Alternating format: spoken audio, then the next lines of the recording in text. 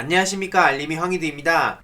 어제 유튜브 커뮤니티를 통해 말씀드리긴 했지만 최근 다스베이다 촬영에 다녀왔습니다. 오늘 다스베이다에 출연하는 건데요. 맨 마지막 부분에 짧게만 나옵니다. 출연한 이유는 다스베이다를 비롯해서 주위 유튜버분들, 시민들의 엄청난 영향력에 깜짝 놀란 사실을 전하며 감사 인사를 드리는 자리였고요. 이번 사건을 계기로 중요한 일들을 준비 중인데 정리되는 대로 소식을 전해드릴 예정입니다. 늘 말씀드리지만 제 유튜브 채널에는 명확한 한계가 있습니다.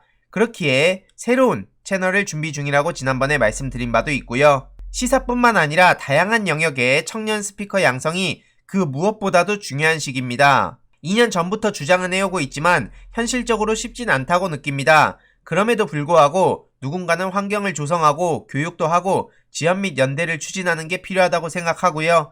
상황상 자세한 말씀을 못 드리는 게 아쉬울 따름입니다. 요즘 들어 정말 많은 시민분들께 감사드리고 있는데요. 저를 향한 많은 관심과 응원은 제 개인이 잘났거나 대단한 일을 했기 때문이라고 생각하지 않습니다. 어차피 누군가는 마땅히 했어야 할 일들이고 애초에 모든 세상 일은 타인과의 연대로 이뤄낼 수 있기에 공동선에 관심을 가지는 건 당연한 시민의 책임이라고 생각합니다. 그러니 타인의 관심이 모여 힘을 얻는 인플루언서의 사회적 책임이 특히 더 중요하다고 생각하는 거고요. 연말 시상식에서 배우들이 빛나는 건 개인의 매력도 있겠지만 화려한 조명, 레드카펫, 고생하는 스태프들, 열광하는 관객 등의 존재 덕분이라고 생각합니다. 정치든 뭐든 다 마찬가지라고 생각하는데요. 아무리 특출난 개인이 있을지라도 혼자 할 수 있는 일은 없습니다. 정치인이 있으면 함께 고생하는 지지자들이 있고 CEO가 있으면 함께 고생하는 직원들이 있습니다.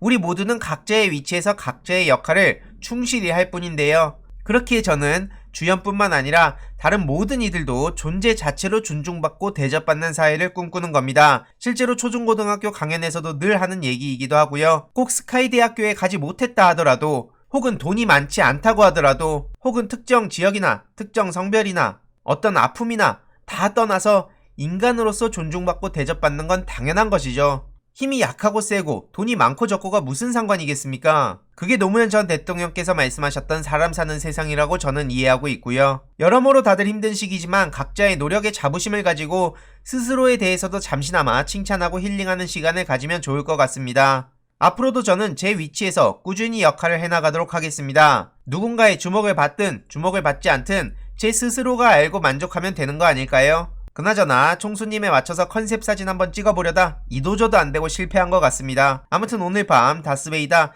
많은 시청과 관심 부탁드립니다. 제가 감사 인사를 드리는 자리거든요. 어제도 말씀드렸듯이 조국의 시간이 진짜 돌아올 것으로 믿습니다. 아픔과 진실 말하지 못한 생각, 조국 전 법무부 장관의 생각이 담긴 책이 나왔다고 말씀드린 바 있는데요. 이를 두고 조국 자서전이 나온다, 이런 식으로 언론에선 도배를 했습니다. 조국 자서전 출간이라며 너도 나도 할 거 없이 자서전이라고 주장했는데 이에 대해서 고일석 더브리핑 대표님이 입장을 밝혔습니다. 광고 많이 해줘서 고맙긴 하다만 자서전 아니다. 자신의 일생을 소재로 스스로 짓거나 남에게 구술하여 쓰게 한 전기다. 이게 자서전의 뜻인데요. 조선일보 한국어판이 가장 빠르게 기사를 올리면서 자서전이라고 붙이고 다른 언론이 이걸 따라갔다는 거죠. 불씨는 아직 꺼지지 않았습니다. 조국 전 법무부 장관의 생각들을 담은 책입니다. 그동안 겪었던 고통과 알려지지 않은 진실을 다루는 것과 자서전은 전혀 다른 문제의 얘기죠. 이런 상황에 김웅 의원 같은 사람이 저렇게 되도 않는 드립을 날리면서 센스 있는 척 억지 텐션 높이는 거 저 정말 손발이 오그라드는데요.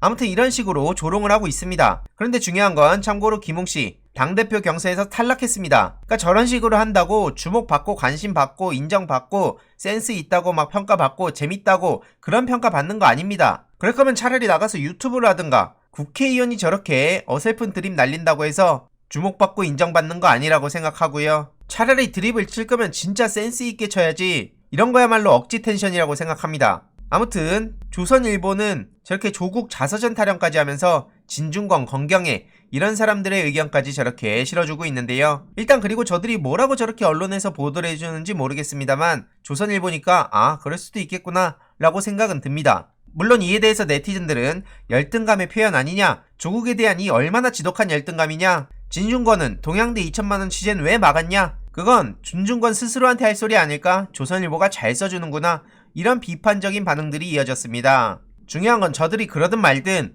교보문고에선 국내 도서 주간 베스트 1위, 정치사회 주간 베스트 1위를 차지한 상황이고요. 하루 만에 저렇게 1위를 했죠.